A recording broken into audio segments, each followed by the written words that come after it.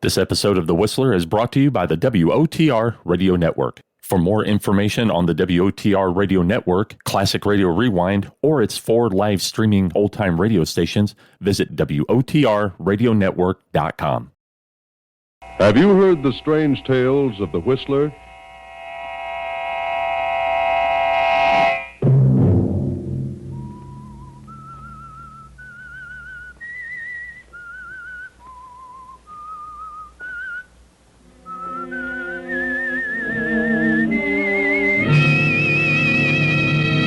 I'm the Whistler. Sylvia warned me. She told me about you. Now I know why. She was telling the truth. She knows you, Frank Gerard. She said you were no good. Another Sunday night, and again CBS presents The Whistler.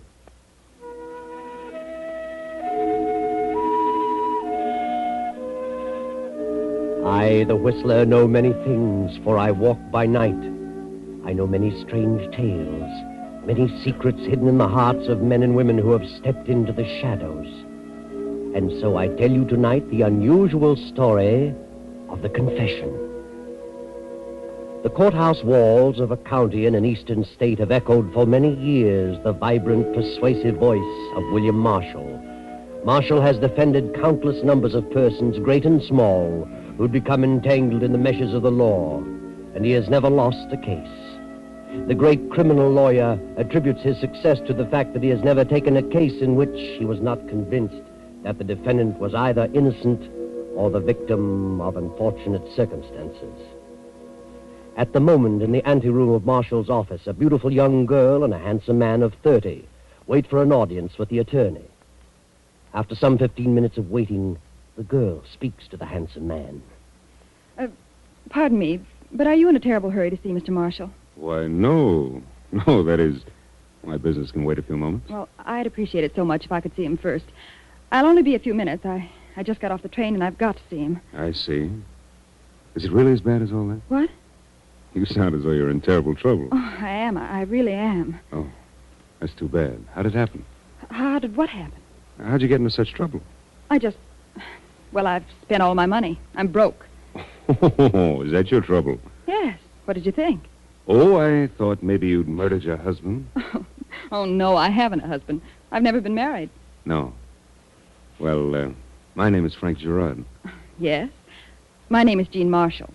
William Marshall is my father. I've been away at school for a year, and you know what can happen to a girl's finances in a year. So I've either got to borrow some money from Father or borrow his car to get home. Well, I'll tell you what I'll do if you care to wait a few minutes. That is, after I get to see your father, I'll take you right to your door. Well, I suppose it's all right. Are you a client of Father's, Mr. I Gerard? certainly hope to be. He's a busy man, but I hope he can find time to handle my business. All right. I live in Mission Hills. That's not far. I have nothing to do. I'd love to accommodate you. Then I won't be with Father over 1 minute. Your father will be right out, Miss Marshall. Jean, darling, I'm very glad you're home. But what are you doing at the office? I'm broke, Father. All right, here you are.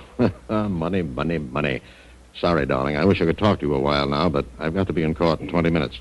See you at dinner. This gentleman is waiting to see you, Mr. Gerard. Oh, I see. Gerard?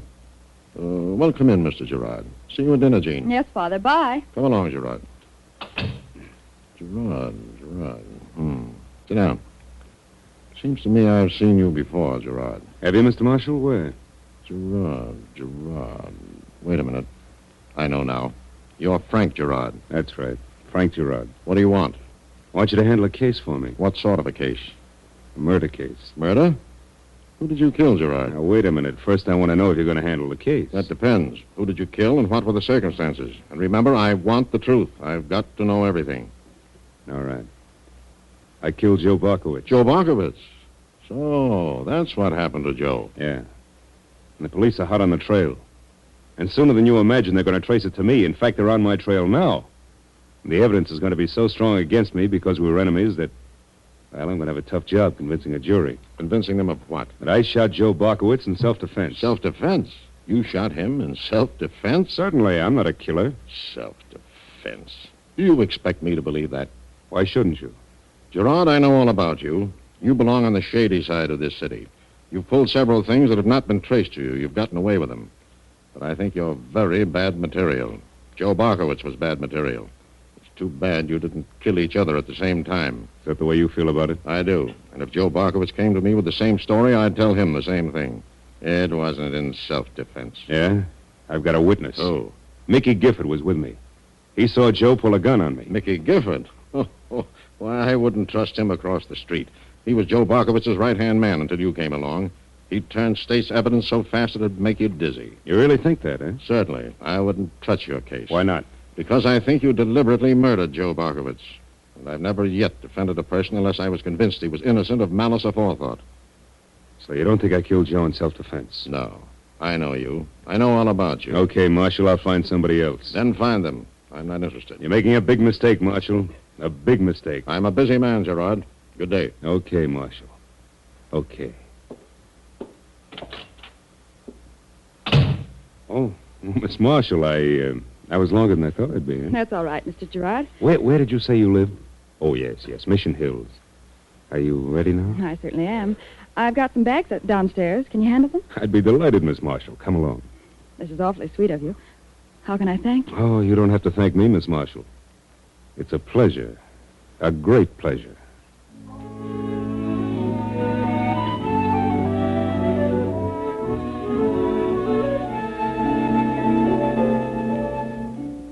A week later, Jean Marshall has fallen deeply in love with Frank Gerard.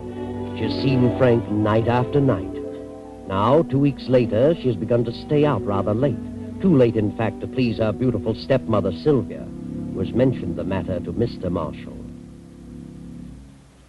Jean, dear, you've been getting in rather late quite a few nights in succession, haven't you? Well, yes. Lots of parties this summer, Father. They seem to break up unusually late. Sylvia says you came in around 3 this morning. Oh? Were you awake when I came in, Sylvia? Yes, I've been troubled with insomnia lately. Insomnia at your age. Well, you should do something about that, Sylvia. Who escorts you to these parties, Jean? Why do you always leave here alone? Oh, that's the way everyone's doing these days. Why? Gas rationing. The girl meets her escort halfway, parks her car, and continues on in his. I see. Well, I'd prefer that you try to get in a little earlier. I didn't know you were staying out so late until Sylvia told me. Is that why Sylvia has insomnia? Yes, Jean. You never say where you're going or who you're going with. It naturally worries me. Where were you last night? Why, I went to a party given by Jack Hyatt. You know the Hyatt. Oh, of course. But I'm sure you understand what Sylvia and I mean. Oh, I'm not a kid anymore. Well, I've got to run along now. See you at dinner, Sylvia.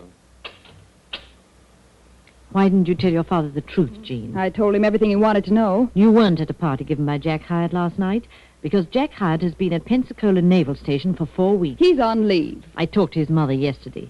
She'd have told me if he were home. You're meeting the same man every night. Someone you don't want us to know about. Oh, it has nothing to do with gas rationing. Either he doesn't want to come here or you don't want him to come. You're not my mother, Sylvia.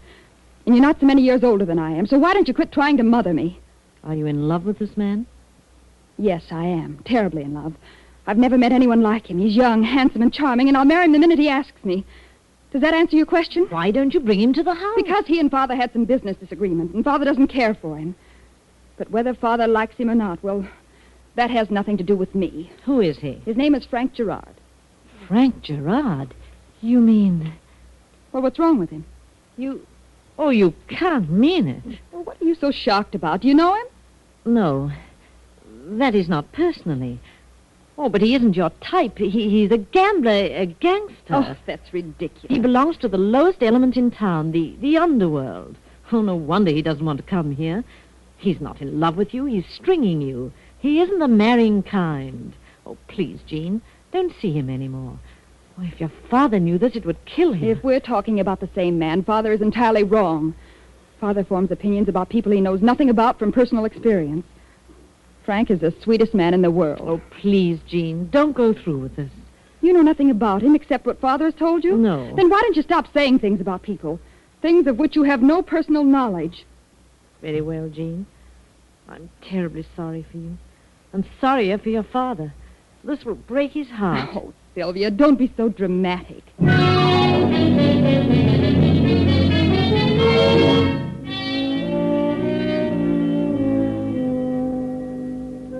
Now, several more days have passed, and Jean continues to see Frank Gerard, but never brings him to the house.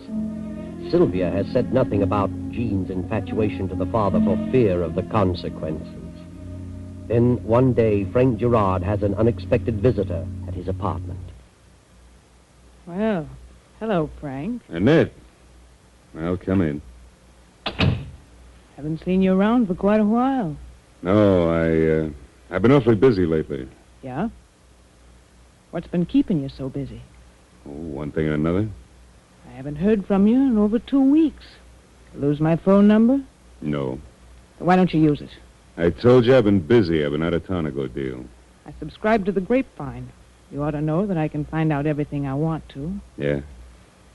Frank, you're making one terrific mistake if you think I'm the kind of a gal who can be kicked into the corner like an old shoe whenever you take a notion. Who's kicking you around? What else would you call it? Now, look, you haven't anything to squawk about, Annette. You've had all the breaks for a couple of years. So, just like that, you decide you've seen me around a little too long. Now, your imagination's running wild. You're just working yourself up into a dither. You said it.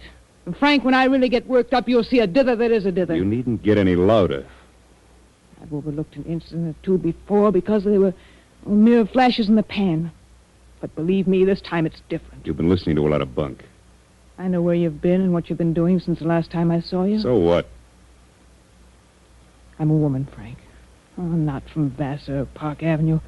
But when it comes to feelings and emotions, I'm just like any other woman. I don't care who she is. Waited and waited for that moment when we could be married. Married? No other woman will ever love you as I have. You belong to me, Frank. This Marshall girl has no right whatever, do you hear? That's not for you to decide. Oh, you don't love her. You've suddenly gone high hat. You'll only make a sap of yourself. You're just a natural-born troublemaker, Annette. Troublemaker? Yes. If you had any ideas about marriage, you concocted them yourself. I never mentioned the subject. I could kill you.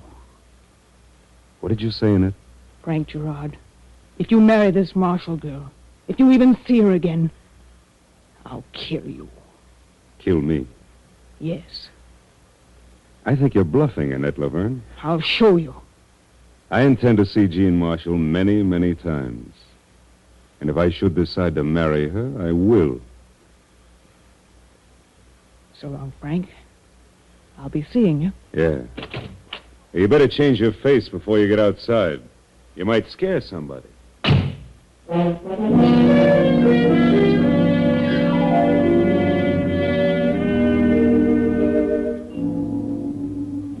And on that very evening, Frank Gerard and Jean Marshall sit in a booth of a quiet roadside inn on the outskirts of town. The old innkeeper, having no other customers, divides his time between serving the food and playing soft music on an old violin. Oh, I like it here, Frank. So quiet and secluded. How'd you ever find it? Oh, I don't know. Have you been here before? Once. Some time ago. You know, darling, I guess that's why I like you so much. Yeah? Why? Well, you always seem to know the right thing to do at the right time, the right place to go. Do I, dear? Yes. And we seem to get along so well together. We talk about so many things. We understand each other. Yes. We seem to have so much in common. Mutual interest in things and places and people. We've sort of avoided people. Why should we want people around us? Nightclubs positively bore me. You really love me, don't you, Frank? What do you think? Oh, darling. From the moment you leave me at night until I see you again next day, I almost... Well, it seems like 1,000 years. All day long, I worry and worry. What about? That I won't see you that evening. Don't ever worry about that, Jean. Remember that day in Father's office? When we first met? I certainly do. Did you feel the same way as I did? I'm sure I did. I knew from that moment that I loved you. That no one else had ever or would ever mean so much. You're such a lovely girl, Jean. Lovely eyes. Red hair. In fact, you're the most beautiful picture I've ever seen in my life. Oh, Frank, darling. I have a wonderful idea. So have I. A terrific idea. Why can't we drive someplace out of town tomorrow? That's just what I was going to suggest. We can drive out of town and go to someplace up in the mountains. We can swim and fish and boat. Would you like that? And we could stop someplace on the way, some little town. Oh, of course we could. Just as at the There are a peak. dozen towns on the way. Oh, Frank, darling, I've never been so happy in all my life. Oh, wait a minute. What's wrong? Oh, I can't possibly go tomorrow, Jean. I have an important engagement tomorrow. A business engagement. It's very important. I've got to keep it. Oh, Frank. We can leave the next morning early. Won't that be all right, dear? Well, I guess it'll have to be all right. Good. And I won't see you until morning after tomorrow because, well, I'll be tied up all tomorrow evening as well. Oh, darling. I can't help it. I don't like it any more than you do. All right. Guess I can stand it. Tomorrow morning and all day tomorrow and tomorrow night. Well, I guess I can pull through. I'll see you at the usual place day after tomorrow. What time? We better start early. Say, 8 o'clock. I'll be there, darling.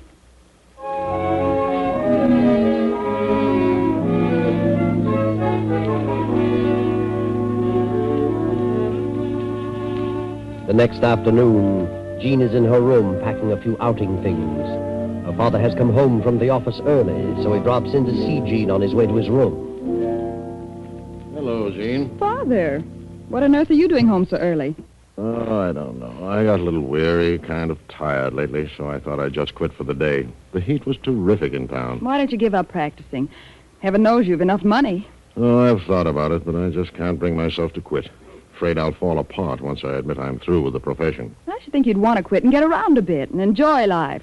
See things. You've done nothing but keep your nose to the wheel. Where in the world can you go these days? Oh, there are plenty of places to go. Right around here. Within 100 miles of your own door. Mm-hmm. And where are you going? Oh, I'm running up to the mountains with some of the gang. Looks like you're packing enough for a week. Really? Oh, no, just for the weekend. Tell me, in all the parties you've been to this summer, how does it happen you haven't been to the Wilmots? Oh, I don't know. Just didn't happen to fit in, I guess. Parties at several places every night. Fine family, the Wilmots. Fine family. What happened to you and Charlie Wilmot? You and Charlie used to be great pals before you went away to school. Always liked that boy. Oh, when kids go away to school, things like that just break up. Hasn't broken up with Charlie. I saw him today, and he's still crazy about you, Jean. Is he? Yes, he said he'd tried and tried to talk to you on the phone, but you were never in. Maybe I wasn't. I'm taking Charlie into my firm as junior partner next week. Oh, he'll make a fine lawyer. Lots of brains, that boy. No, he's such a stick in the mud. You could do far worse. Are you trying to make a match for me? Is that it? Oh, certainly not. I wouldn't want you to marry anyone you didn't love. Oh, good. I'm glad you said that. So why don't you let me select the man? I'm sure I'm capable of finding the one I love. All right, but Charlie's a fine boy. Oh, here you are, William. You're home early. Don't you feel well? Well, you know. Oh, you're awfully pale, dear. You've had another one of those dizzy spells. Yes, doctor said it's just my liver. Take it easy over the weekend. Jean's going up to the mountains for a few days. Mountains? Yes. Well, I think I'll take a nap until dinner. When did you decide to go to the mountains, Jean? Last night? You're really going to the mountains? Yes, I'm going to the mountains with some of the gang. When? Tomorrow morning at 8, and as usual, you don't believe me. I think you may be going to the mountains, but not with the gang, as you term it. Then maybe you'd like to come along to make sure. Would you like to be chaperone? Maybe I could arrange it. Please don't go, Jean. Please don't. You'll regret this to the last day of your life. Think so? You're not going with the gang. You're going with him, with Frank Gerard. Yes. And on the way, we're going to be married. Married?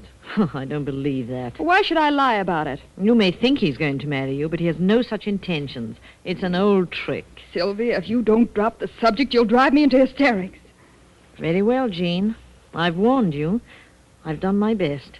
You're going to be a sad, sad girl.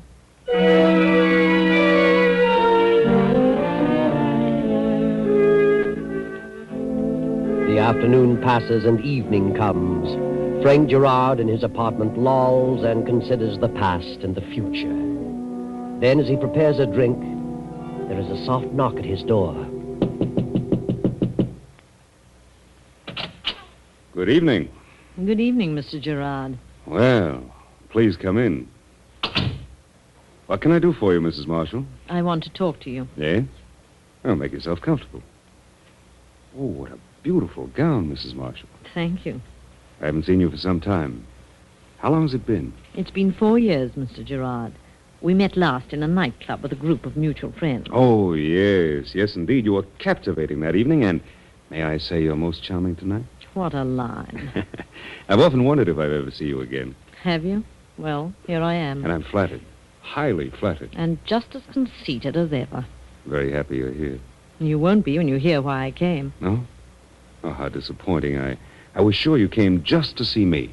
Me alone. I did come to see you alone. Are you alone? Well, of course. You're perfectly safe here, Mrs. Marshall. Mrs. Marshall. The Mrs. Marshall of the Blue Book.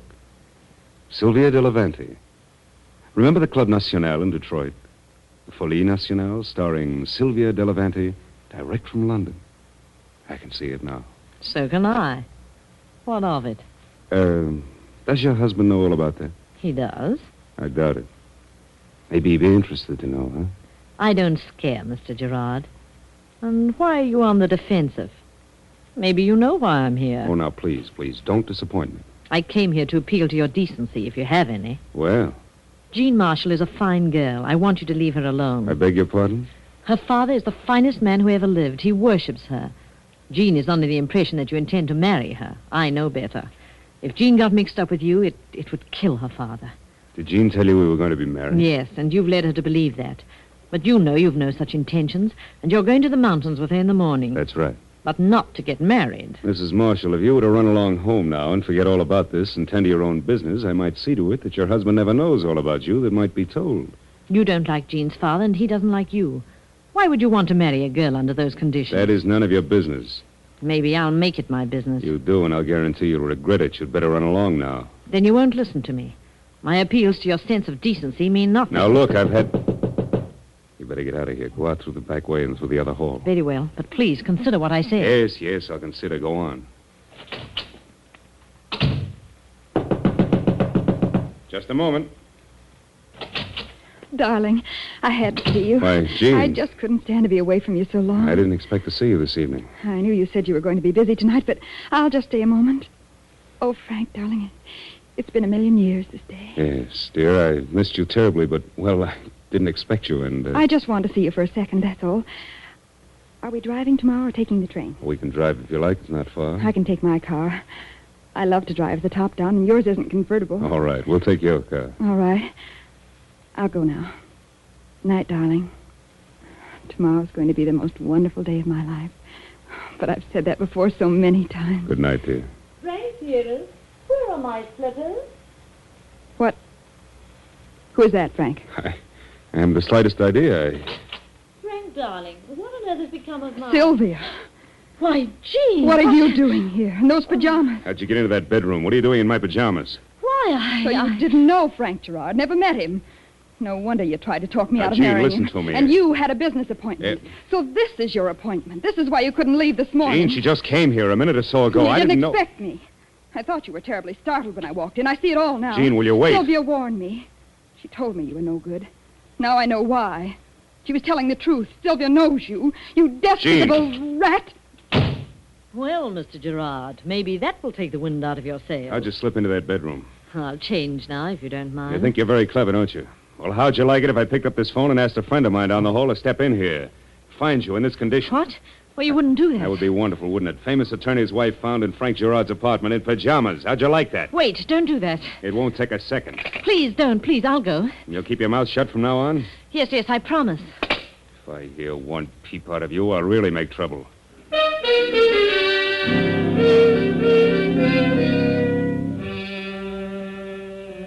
Next morning, Sylvia Marshall gets a call to come to the apartment of Frank Gerard. A few moments after her arrival, Attorney Marshall gets a call at his office to come to Gerard's apartment. Now, Sylvia's talking to Captain Brent from headquarters. But why have you called me here, Captain Brent? Frank Gerard was killed last night. His body's in that bedroom. What? And on the floor of the bedroom, we found this locket with your name on it. Pictures of you and your husband. But how could that have happened? That's what we wanted to ask you about. How do you think your locket could get here? I haven't the slightest idea. Oh, hello, Captain. How are you, Bill? This is my daughter, Jean. Sylvia, what are you doing here? I sent for her, Bill. Frank Gerard was murdered. Murdered? We found your wife's locket on his bedroom floor. I don't like to stir up more trouble than necessary, so I called you. Here's the locket. This is yours, Sylvia. How did it get here? Did you know Gerard? Yes. I knew him. Years ago. What were you doing here? I came here to talk to him. What about? This is serious, Silver. The truth now. Would you like to tell them, Jean? What does Jean know about it? Go ahead. Tell them, Jean. Very well. I came here to talk to Frank Gerard last night because Jean had fallen for him and was going to the mountains with him for the weekend. She thought he was going to marry her, but I knew better. That's how my locket got here. Jean, is this true? Frank Gerard? She's lying. I was here, but I learned she was in love with Frank, and I came here to persuade her to give him up for your sake. She was here when I came in the bedroom in pajamas. Sylvia. That's right. I thought I could convince her that he was no good. So when Jean knocked, I slipped into the bedroom instead of out of the back door, put on the pajamas, and stepped into the living room. But I left a few minutes later, and I didn't kill Gerard.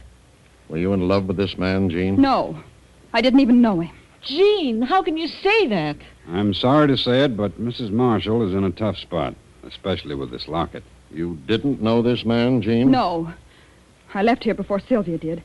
So if anybody stabbed him, it must have been Sylvia. I certainly didn't kill him, if that's what you mean. Well, we've got one more suspect coming, I hope. Here she is, Captain. Find her waiting for a train. Oh, yes. Come in, Miss Laverne.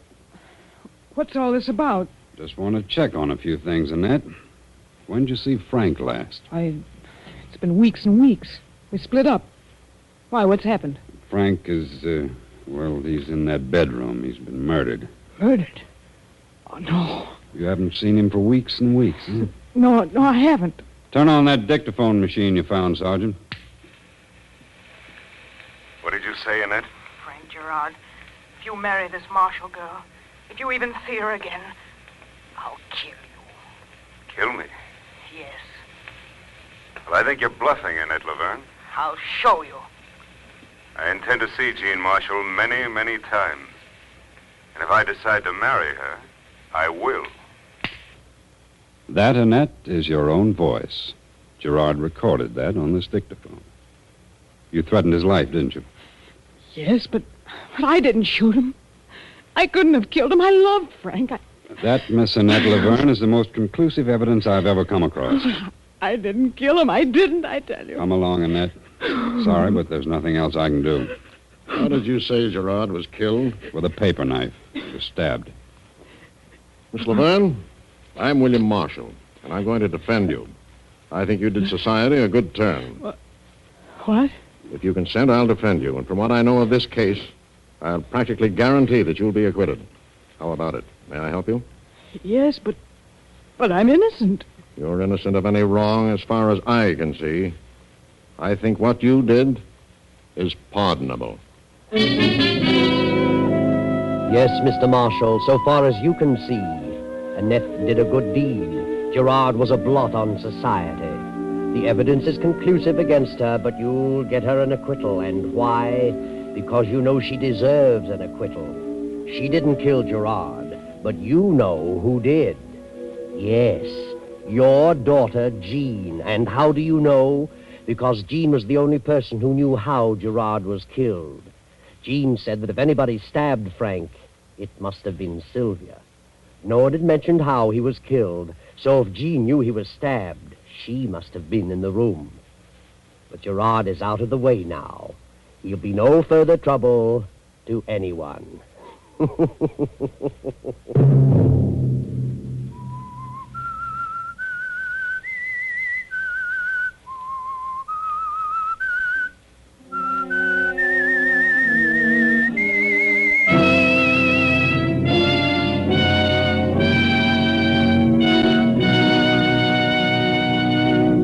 CBS has presented The Whistler.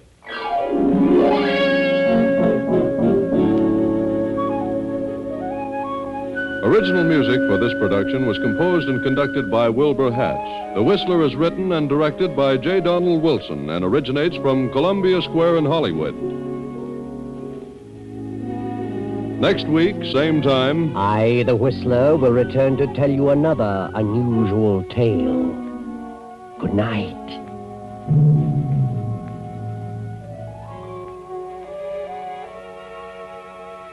This is the Columbia Broadcasting System.